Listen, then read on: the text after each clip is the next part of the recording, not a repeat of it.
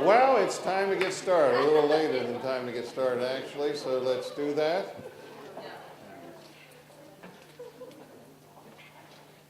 I was in Louisiana over the weekend, as you may remember, and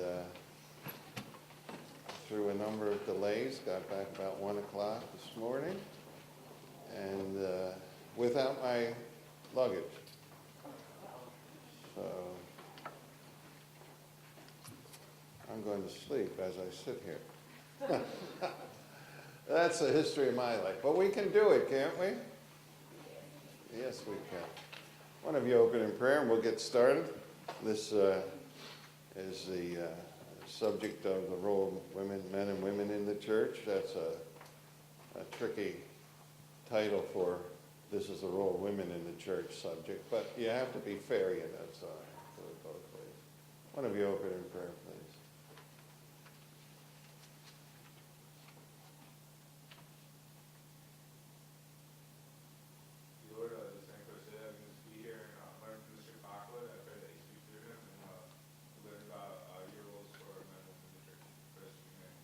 Amen. A little handout for you, please. A couple of you would help with that.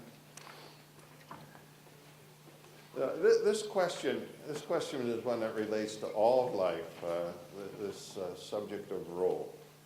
It is virtually impossible for you, dear children, to grow up in the setting of our present culture and survive with a biblical mentality on it. I would expect that most of you don't even blink about the issue of are there distinctions in function and practice between men and women? It's about altogether gone in our thinking. I personally am very offended when I see a couple walking down the street with the guy on the wrong side. Do you even have a concept of a wrong side? Any of you? Do you? Yeah, the guys out there on the curb side, whichever time, for when the horse rides by and splashes the mud on your friend that you're walking with or your wife or just a member of the weaker sex.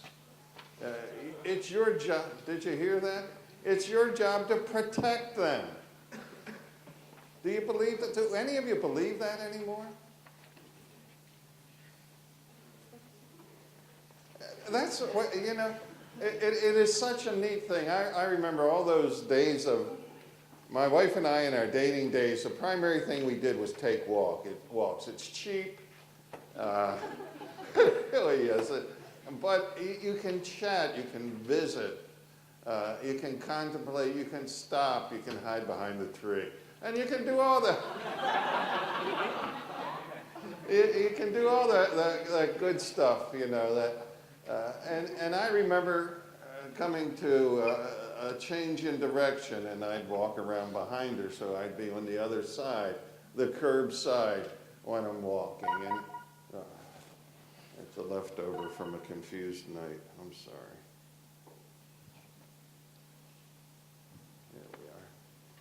And I would open doors, even the car door, open and close it all the time for her. You know, that kind of thing. It's called chivalry. It's called caring for the weaker vessel, as the Bible describes womanhood. Did you hear that? Now, it sort of does mean this too.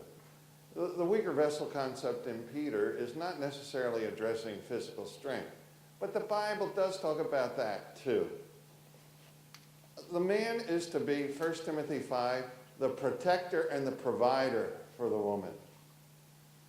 She is a weaker vessel. Emotionally, she is far more delicate than a man. Would you all agree with that? You would agree with that. Any have a problem with that statement? No, you wouldn't put your hand up because you're more delicate. Yeah. But it is the truth. I don't think I have to go through the biological functions of male and female to tell you that a woman is a far more complicated creature than a male in that regard. My whole complexity is I shave every morning. That's it. That's about a half a minute. I do it the exact same way. You know, I'm blind without my glasses, and it doesn't matter because from 14 on, yeah, there it is. It's not a very emotional thing. However, womanhood has kind of this pattern. Have you ever noticed? It's a sine curve. Right, ladies? Am I right or wrong? You're either getting better or getting worse. It's true. It is true. It's a far more complex thing. You know it because you're sitting there laughing, you know. And I said to my wife early on when we had 3 girls, only 3 girls and my wife, I said, Melzy, please, if you can work it out, that I can't figure out what time of the month it is for any of these females through my existence, I would surely appreciate that. And send that regards. It's a one, or maybe I was so stupid I didn't notice, but the fact of the matter is it's far more complex.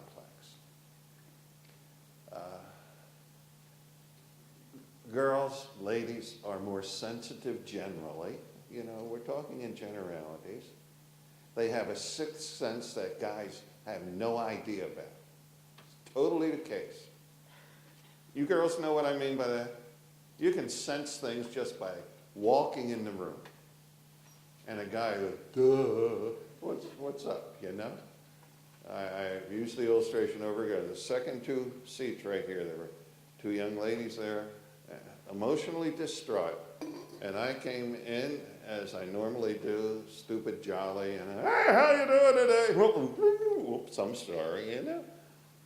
My wife would have sensed that before she got through the door, that 2 girls up front, just because of body language, weren't having a good day for some reason or another. You understand the difference? Do you guys know what I'm saying? Yes, guys, do you understand? It really is the case. Always trust the female intuition. It's a rule of thumb that's right. If they sense something's not right, trust it. God made them that way. They're far more sensitive. Normally so. There are always exceptions. There are women who are insensitive, and there are men who are very, very sensitive. But it's not the normal. Normal's a bad word, but I don't know a better one. It's not usual. Understand that. There are differences. There are built-in differences. You are taught that's not true your whole life in public education, aren't you? That's just not the way it is. I mean, we have women in the military. We have women firemen. When I'm on the 5th floor and the building's on fire and I'm on the 5th floor and I need to be carried down, I don't want a lady fireman coming up for me. Do you know what I'm saying? Is that right or wrong? Talk to me. They can't carry me. Right? Some of you are sitting there saying, that's not right. It is right. Will you girls admit for once that men are physically stronger than women? Is that okay? How many of you really believe that? Ladies, how many of you really believe? See that if you're a Marine out there, I have a Marine sergeant, retired Marine sergeant. He's up to here with this talk about women fighting in the Marines. I know it's nice to say we're all equal. Number one, we are protectors. The men should be the protector of the women.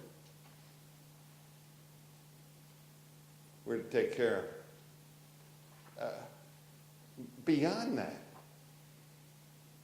the strength dimension is an enormous thing. When that's the critical issue, physical strength, we all understand, hey, equality is a joke in this. We are, by design, different. We all know that. And yet, we can hardly even hint at it in polite society anymore.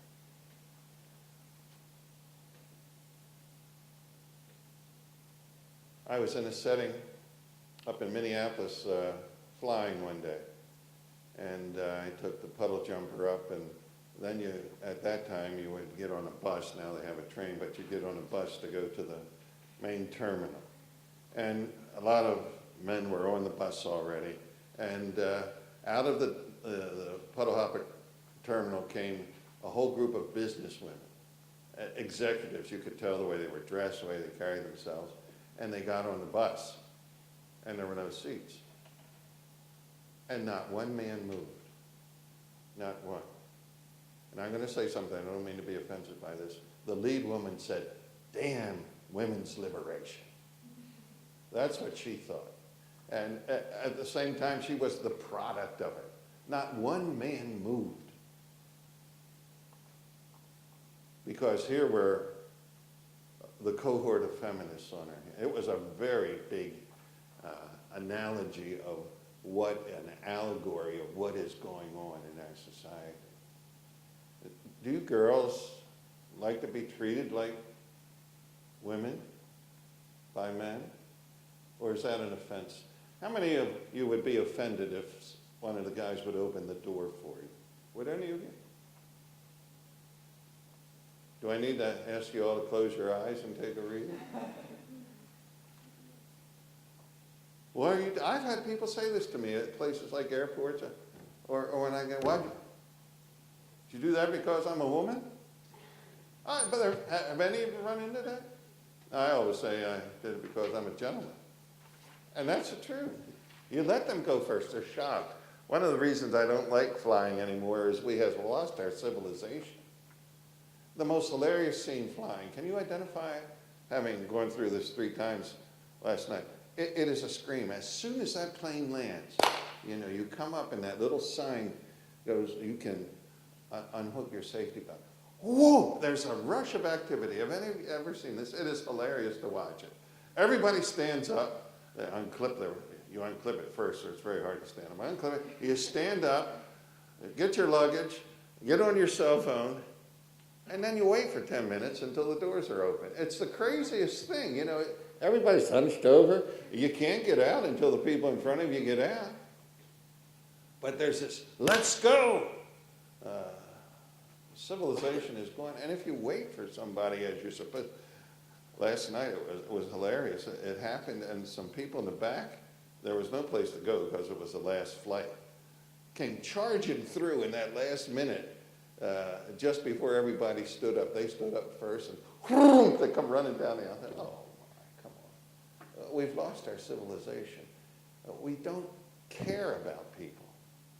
And particularly in this discussion of men and women interaction. Polite, civilized, male leadership in the way we treat the ladies that we know and the ones that we don't know as we come into contact with them. Could we start a movement at school of that sort? That you would help the girls sit down at the dining room table? Wouldn't that be fun to do? Would that be fun to do? How many would think of doing a thing like that? Would you girls even like that anymore? Probably not.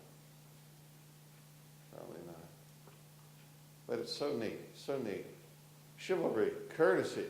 Courtesy, the word courtesy comes from how you behave in the court of the king, in the court of anything. It's expected behavior.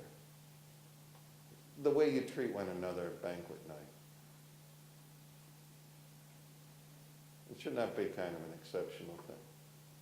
Men are called upon to be providers and protectors. That's our role. It's part of our role. But it's gone. It is gone. And it goes back to Rosie the Riveter. Rosie found out she could do a lot of things. She found out she could dress differently. She found out, most of all, it's nice to have 2 incomes in a family. And it changed the face of our society totally. That's the society we all live in now. 2-income family. How many of you girls have moms who are homemakers? Boy, that's a miracle percentage. Do you realize that?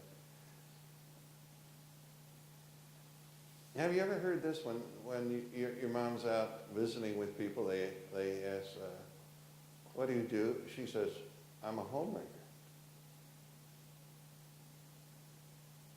What does she say? Stay-at-home mom, is that it now? I'm a stay-at-home mom. Is that done in a happy to be or an apologetic way? What do you think?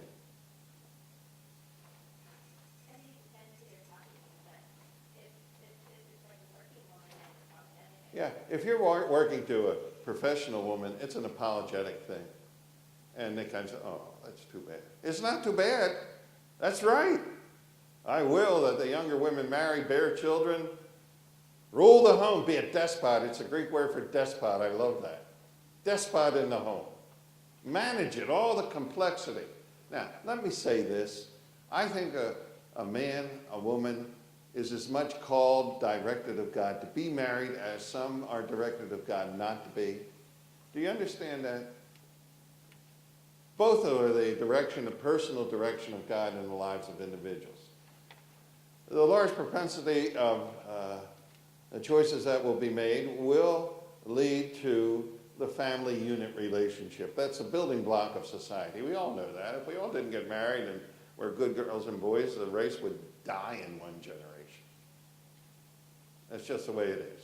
It's the building block of society, and the Bible addresses that. And Paul will say in 1 Timothy 5, this is the regular thing to do. There are legitimate spiritual, God-directed exceptions to that. And understand that when I talk about that. And some people say, oh, the only thing you ever think about is getting married. That's not true.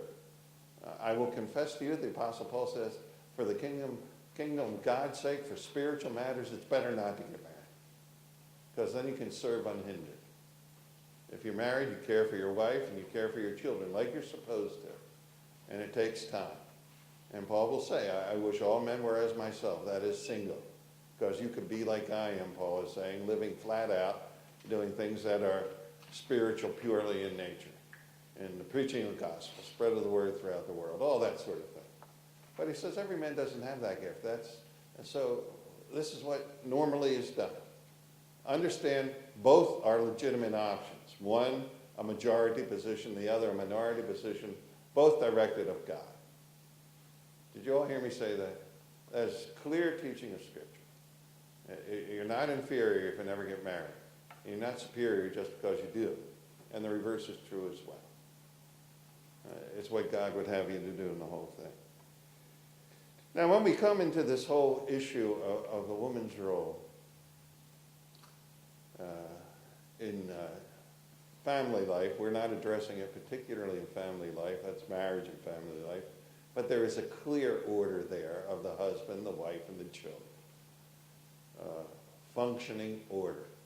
We're talking about how it relates in the church. There is no more intellectually dishonest thing in the handling of text of Scripture than there is in this issue.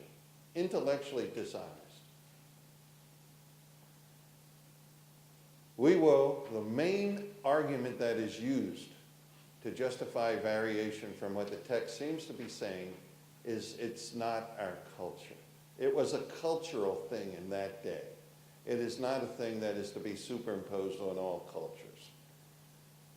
The fact of the matter is, and here's a big statement, for 1900 years, the church had one unified function on the role of women in the church.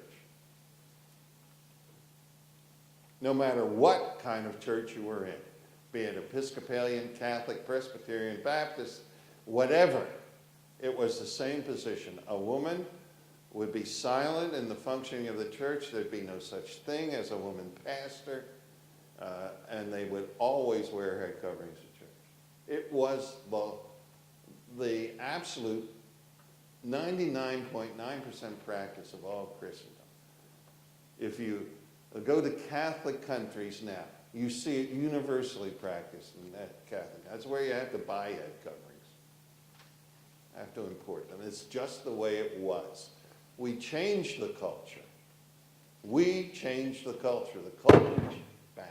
Culture changed in my day. It changed in my day. I watched it change. over my existence, it has changed from silent and covered to uncovered and participating. It is a recent innovation in the history of the church. And I observed it. It's in that little package of time that all happened. It is intellectually dishonest to say culture. If you'd practice culture, you'd do what they did in the early church and what was perpetuated down through the history of the church up until the 1950s. Do you understand where I'm coming from? You use cultural argument, I guess, that's not true. It's just not true. And we'll look at the arguments that the Apostle Paul gives. None of them are cultural. Even in the day when they did this, he does not give one cultural argument for what they did. That whole thing is bogus. Am I saying that clearly enough? It's a bogus argument. The next thing we need to say is we have debate over the wrong thing. The debate is over, is a woman to be covered?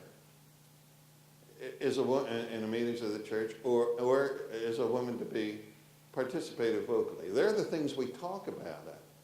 But that's not the main teaching. The main teaching is an order of submission.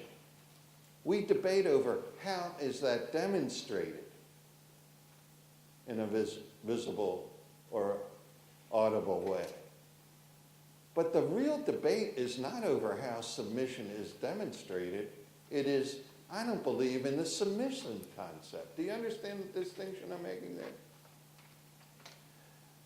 People are not saying, you know, this vocal participation is a cultural thing. Let's invent a new way to show that the woman is subordinate to the man, and the man subordinate to Jesus, and Jesus subordinate to the Father. We've lost it in our society that the cultural expression should be vocal, lack of vocal participation because we all participate. So let's imagine a new way in our culture that we can show the order of submission. Do you understand what I'm saying there? Yes, no? The debate really is not over, can I speak or should I wear a head covering? The debate is really over, I don't think that submission is in Scripture. It's called egalitarianism. We're all the same. That's the debate. The conservative would say complementarianism, where the woman complements the man. In keeping with the feminist movement, it is egalitarianism. We're all equal. There are no specific role relationships. That's the debate. It's not, how do I show complementarianism? It is equal treatment. Do you all understand that distinction I'm making? I'm not sure that's coming across. You don't look like you are. I was making this point many years ago at a mass. I said, in Oak Park. And I was saying, it's one thing to say, you know, this head covering thing is really out of date. I said, well, invent a new way of making a visible statement that I am a woman who agrees with the order of God, Christ, man, woman. I am submissive to the male. And the girl said, we have an idea. And they ordered shirts to wear that said, I'm a submissive woman. I said, that'll work. Would that work? Hey, how many of you ladies have something on the shirt you're wearing printed? There's Green Bay. I see a mask there. Anybody else have something on their shirt? What do you have? Costa Rica? Okay. Any other girls wearing something with it? There's an Iowa back there. Here, this is Love. Love Served, the school. Yeah. Well, okay. A cultural, visible symbol nowadays is what I wear on my shirt. I'll trade that for a head covering, would you? Maybe we could get shall we take an order? Could we organize that, student government, Mr. President? You know. This would be great. We're having a sign up at the lunchroom for submissive women. Now that has other overtones, I understand that, okay? Well, we're talking about what it says, this establishment of order. That's where the rub is. That's the whole problem that we're talking about. Nobody's really talking about, I want a new way to show that I agree with an order that a woman is submissive to the male in the local church or in the family. Nobody's going around advertising that. What we're saying is, we're equal. We want to put it this way. God, Christ, man, woman. Not God, Christ, man, woman. There's the debate. Is that clear now? And it's dishonest to have these big fusses over the head covering or oral participation where the real issue is, I am not submissive. I want to have as much say as the men. I want to be an elder as much as a man wants to be an elder. That's the debate that's going on in the church world out there. That's what the egalitarian people are after. And they spend all their life showing that it's a cultural thing or there are little ways of interpreting that make it so it doesn't say what it seems to be saying. They will even use dishonesty. And this is the truth. This was a major argument, and it still shows up. That the word head, the woman is the head of the wife in Ephesians, is not an authority issue, but rather a source issue, like the head of a river starts way up there. It's got nothing to do with authority. It's never used that way in the Greek language. Never used that way. But that was a major argument for many years. Still shows up. Not in the sense of authority, but source. You need to be honest with it. The male role in the church is a role of participation and leadership.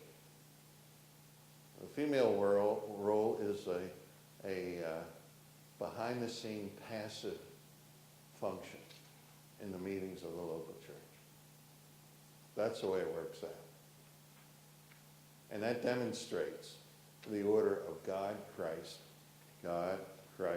man, woman. The fight is, we want it this way, God, Christ, man, woman. That's the whole difference between complementarianism and egalitarianism. Egalitarianism says, they won't say God, Christ, because they know that's wrong, but that's really what they're saying. God, Christ, man, woman. They would say, God, Christ, man, woman.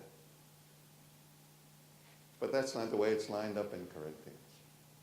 There's a subordinate order in the Trinity, and there's a subordinate order in the church, and there's a subordinate order in the home. Can we all agree with that? You know, and Paul has some balancing statements, and he has it in the home too. Yeah, you're the head man, but you die for your family if need be. You love your wife the way Christ loved the church and gave himself for it. Okay? That's the order. You take charge, but you take charge, and if you have to, die for them. So it's not a setting where you lord things over people in any situation, but you do assume your role for the best functioning of both home and church in that regard. Now, girls, do you realize that in your days of liberation, which you all function in the world, that has turned men into silent, non-leading people largely? Do you see how we're caught? If it is polite to yield to the woman, which it is, you may have my seat, let me help you with the door. Let me seat you, I'll protect you. I'll keep you from injury. I'll use all my strength where yours may not make it. All that kind of thing. When I'm taught to give all that up, I give up other leadership too. Like, well, why don't we open in prayer? And it's polite to wait on other people. It's polite to let other people speak first.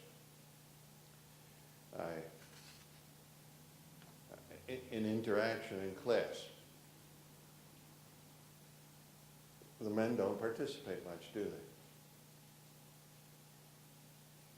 There's a cluster of girls right in here who are always participating. And I like that. You know I like that. Do you hear me say that? There aren't many guys that participate. Ever, in any class, whatever the mix. Because we yield. It's where we are at this point in time. You see, I want to be able to yield up my seat because of caring for you. Now that you can be in my sphere of life, everything's equal. I yielded in things like taking a lead in church. And what it's called is we have demasculated the men. Women's Lib has done that. I know you girls cry out for leadership amongst the men, don't you? I hear that all the time. And I'd love to see it. But it's hard nowadays, because if you try to be what a man should be, society says, no, who do you think you are? Do any of you guys feel that? It's just the way it is. If you do things that are gender-oriented, people give you that kind of a look. And hence, we back off, and we're backing off from assuming the role. And it's big. I remember in seminary days, this was a great chapel. Dr. Pentecost was speaking. And he was talking about some practical things about marriage life. And he said to the seminary students, they were all male at that time, how many of you men have your wives working and you don't work? They're putting you through seminary. And that was probably a majority viewpoint of married people at that time. And the guys put their hands up. He said, you'll be sorry you ever did. You've capitulated your role. You're to be the provider, not your wife. You have it backwards for 4 years, and you will pay for that the rest of your married life. Well, they all sat there like this. I was kind of happy. We were married, had 2 children, then 3. I was working 40 hours a week. My wife was a stay-at-home mom. Okay? It was wonderful. Wonderful experience. Had to work like a fool. But I was doing what the man's supposed to do. And he said, at least work part-time. At least be out there providing something. Because you can't give up 4 years of your life as to what you're supposed to be for an expediency of education. Whoa! You know, that didn't go over real big, I want to tell you. I think it was right. Because in married life, problems arise out of a couple of sources primarily, and one of them is finances. And if the guy's not putting a copper into the deal, guess what happens when that discussion comes? Look, I'm winning the bread. I got more to say.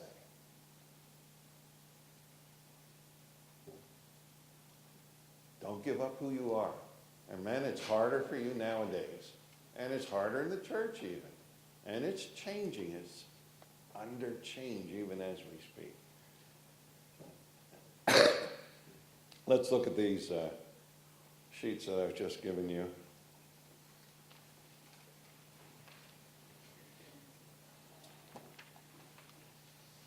There are a couple of things to talk about. We have the question of the head covering. We have the question of oral participation. One of them is simpler to explain than the other.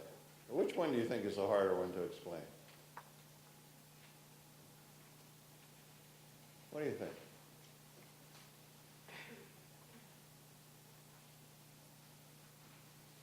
There are some exegetical struggles with one of these that's much greater than the other. Do you know which one? Again, is it the head covering question or the oral participation question? Yeah, that's right, it's a head covering. You can talk. This is a classroom. You don't have to motion, okay? The head covering question is the tougher one by a long shot. hence, it's probably simpler to deal with the oral participation one and then come to the more complex issue. But that's not the way it shows up in Scripture. It shows up, first of all, by talking about the question of head covering. So let's look at that as it shows up. Now, these are the two areas of distinction. Now, let me say, first of all, that my approach on this altogether is to understand the limitation as a church limitation. There will be a recurring phrase, you'll come to see this, when the whole church is gathered together. In 1 Corinthians 14, Paul takes the regulations off in a non-church setting. He will, let me just jump ahead a little, he will say in the open participative meeting of the church, when the whole church has come together, there is to be silence on the part of the woman. If she has a question, let her ask her husband at home. Now, question's the most innocent thing you can ask. In a gathering. It's not a tricky question, it's not a challenging question, it's the kind of question that needs an answer. He says she should be silent. If she has a question, ask it at home. Now, it's important, I'm not talking about the question debate, it's important to recognize he has regulations on and then regulations off. What you can't do here, you should do there. That's what that establishes. So when the whole church is gathered together, regulations are on. There's a procedure to be followed. And when the whole church isn't gathered, they're off. It's that simple. And that's an important thing to keep in mind as you think your way through this. Is this a meeting of the whole church? Now, that doesn't mean it's only enforced when there's 100% attendance. You understand that? We'd never have any regulations if that were the case. It's when the whole church is gathered together. It's like a family reunion. What's a family reunion? It's a meeting when everybody is invited. Does everybody always come? No. But they're always invited. A meeting of the church is a meeting to which all the members of the church are invited. And even that's a hard one to define.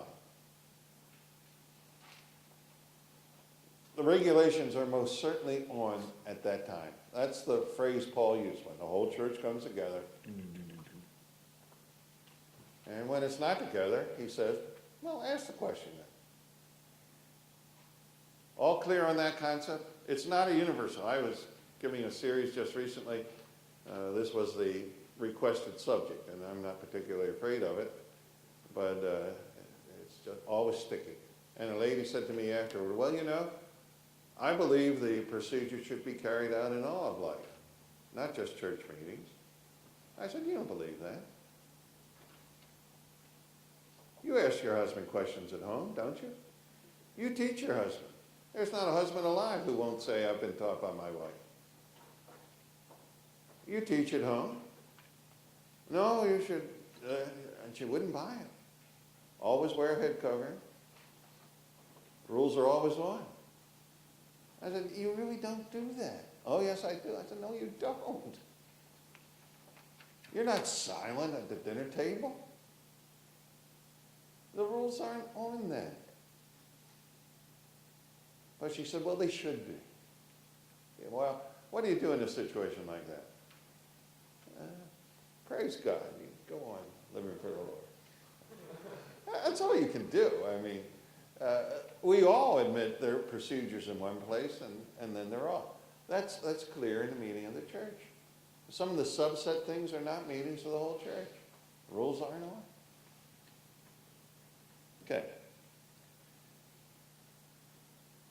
Recognize as we come on this, we're talking about how do we function within church life. So, let's look at the Corinthian text. So on the sheet that I give you, I've just selected the things that are particularly pertinent to the flow of thought. Paul says, imitate me just as I imitate Christ. Now I praise you, brethren, that you're remembering in all things, keep the traditions, just as I delivered them to you. But let me set up some guidelines. I want you to know that the head of every man is Christ, the head of the woman is man, and the head of Christ is God. There's that order. He bases his whole structure of this argument on the order of God, Christ, man, woman. That's what this is. The visible demonstration of subordination. Something I can see. Every man praying or prophesying, having his head covered, dishonors his head. Every woman who prays or prophesies with her head uncovered dishonors her head. For that is one and the same as if her head were shaved. For if a woman is not covered, let her also be shorn. If she doesn't have a head covering on of some sort, let her hair be cut off. That's what that means. But if it is a shameful thing for a woman to be shorn or shaved, let her be covered. It is a shame. I've known a number of women who, through chemotherapy, have lost their hair. It's one of the things the doctor said to me when Melzy was starting. She'll be losing her hair. She didn't live that long, or she would have. Yes? I'm sorry? I don't care what the Jews had to do. We're not talking about what the Jews had to do. That's a cultural approach.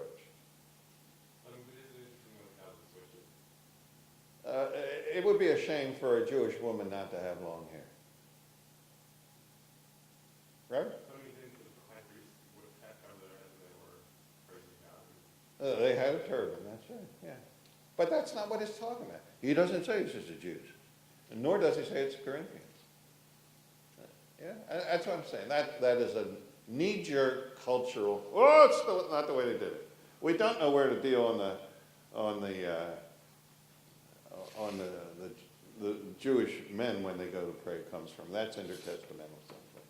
That was not Old Testament. But that's not what it's talking about. And that's why I say, what are the reasons Paul gives? It's not Jewish tradition. It's not Gentile tradition. We'll see it. Now, I thought you were going to ask the really hard question here. What's this woman doing praying or prophesying?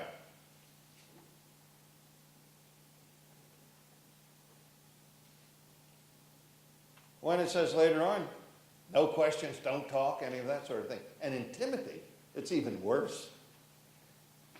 In Timothy, it says, I will, when the church is gathered together, let the male pray. The male. On air, not anthropos, let the male pray. The women, likewise, be modest in dress. What's that got to do with it all? So she's praying or prophesying here. Now that brings up some questions. We'll talk about it. What we're talking about now is the head covering. He is saying, a woman praying or prophesying without her head covered shames her head. We'll talk about her doing that later. We're talking about head covering now. The transcultural reasons, notice that, transcultural reasons for this visible demonstration of subordination. None of these relate to culture, whether Jewish culture or Greek culture or Corinthian culture, none of them relate to that. They're all transcultural. Here's how it goes. A man indeed ought not to cover his head, since he, here's the first reason, is in the image and glory of God, but a woman is the glory of man. The woman is to show off the man is to show off the Lord, and the Lord is to show off God. Glorify, that's what it means, to show off. So, this glory thing, that's transcultural. It's got nothing to do with any time in history. That's the way it always should be. And then he says, man is not from the woman, but woman from the man. What is that describing when it says man is not from the woman, but the woman from the man? What event is being described there? Creation. God says before the fall, complementary argument, it's not good that man should be alone. When God and man were in perfect harmony, no sin had ever come. And Adam had named all the animals with Latin names, which is a great mystery to me. Named all the animals. He's alone. God says he's alone. This is not good. I need to make a complement, a suitable helpmeet. And that's what Paul's building on here. First reason he says is, man is not from the woman is from the man. He goes right back to the Garden of Gethsemane. Girls, you were made for guys.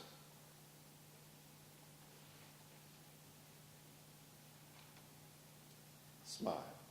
Come on. Be nice to me. Make it easy. I don't like this.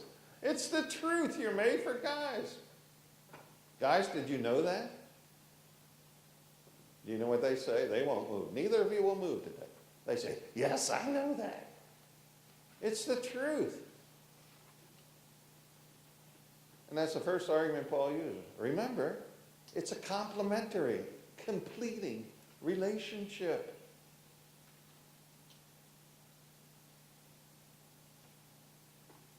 Man is not from woman, but woman from man. Nor was man created for the woman, but the woman was created for the man. Complementary relationship.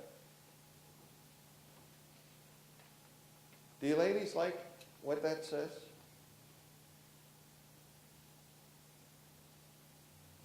Womanhood is from the man and for the man.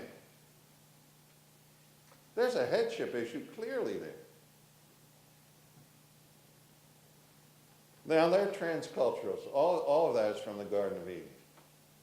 Now, here's another transcultural one.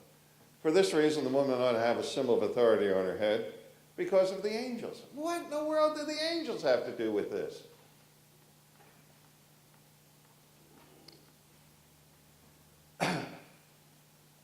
In Ephesians, it tells us this, that the angels look down on the church and they behold the wisdom of God. The church and the way it functions is a manifestation of God's wisdom.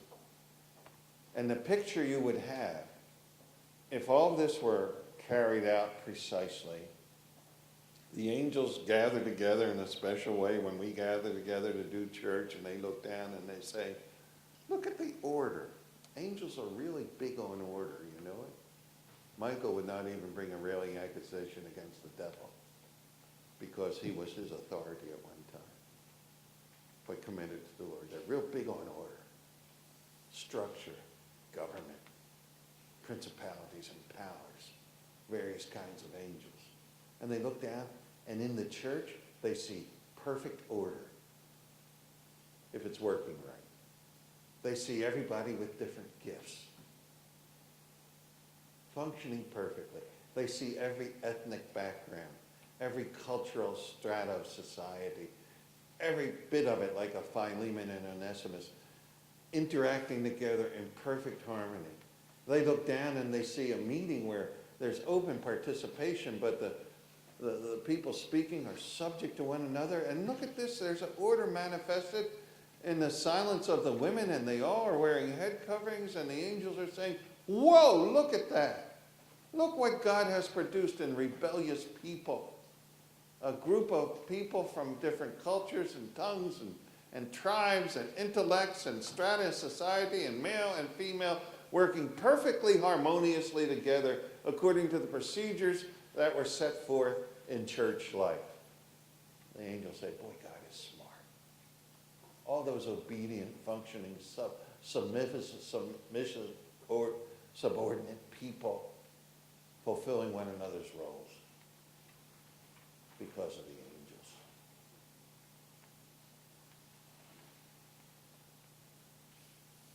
I think when the angels look down and they see a female pastor preaching and all these things cast aside and leadership dismantled, do they say, what happened to the church? Because of the angels. And Paul says, look, guys, don't get too big-headed over this. He throws in this little balancing statement that I call it.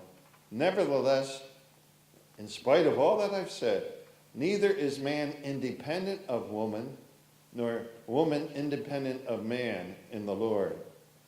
For as women came from man, even so man also comes through woman. Remember, men, if it was a continual process the same way it started at the beginning, there'd be no race. You came through woman. What's the woman's name through whom you came? Mama. Okay? It's that simple. You're dependent on women. But all things are from God. This is his order. This is the structure he put in place. We'll pick it up there next hour. Isn't this fun?